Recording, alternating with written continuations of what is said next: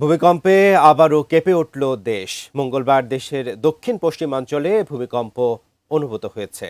বারবার ছোট ও মাঝারি ধরনের এমন কম্পন জনমনে আতঙ্ক সৃষ্টি করেছে। বিস্তারিত ডেস্ক রিপোর্টে। দেশে আবারও ভূমিকম্প অনুভূত হয়েছে। মঙ্গলবার ভোর 4:36:46 দেশের দক্ষিণ পশ্চিমাঞ্চলে কম্পন অনুভূত হয়। ভূমিকম্পটি 4.1 মাত্রার ছিল। ইউরোপীয় ভূমধ্যসাগরীয় কম্পন বিজ্ঞান কেন্দ্র এবং Bharat national centre for seismology এ তথ্য জানিয়েছে। বাংলাদেশ আবহাওয়া অধিদপ্তর সংবাদ মাধ্যমকে বিষয়টি নিশ্চিত করেছে। আমি বুঝি নির্মাণের শিল্প, সালাম স্টিল বোঝে ডিউরেবিলিটি। সালাম স্টিল, মোস্ট ডিউরেবল স্টিল। আবহাওয়া অধিদপ্তরের তথ্যানুযায়ী ভূমিকম্পটির কেন্দ্রস্থল ঢাকা থেকে 175 কিলোমিটার দূরে সাতক্ষীরা জেলার কলারোয়ায়। কেন্দ্র থেকে এর গভীরতা 150 কিলোমিটার।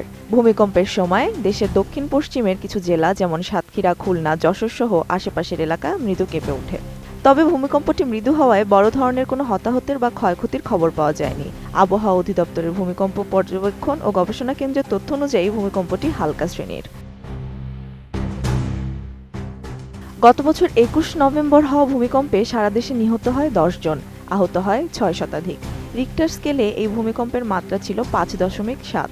তারপর 21 ও 22 নভেম্বর মিলিয়ে 31 ঘন্টায় 4 বার এবং পরবর্তীতে 27 নভেম্বর সহ দফায় দফায় 4-5টির বেশি ভূমিকম্প হয়েছে বলে জানা গেছে। কয়েক মাস ধরেই দেশের বিভিন্ন স্থানে ছোট ও মাঝারি মাত্রার কম্পন অনুভূত হচ্ছে, যা নিয়ে মানুষের মনে আতঙ্ক তৈরি হয়েছে। ভূতাত্ত্বিক বিশেষজ্ঞদের মধ্যেও দেখা গেছে উদ্বেগ। Desk report, ATN news.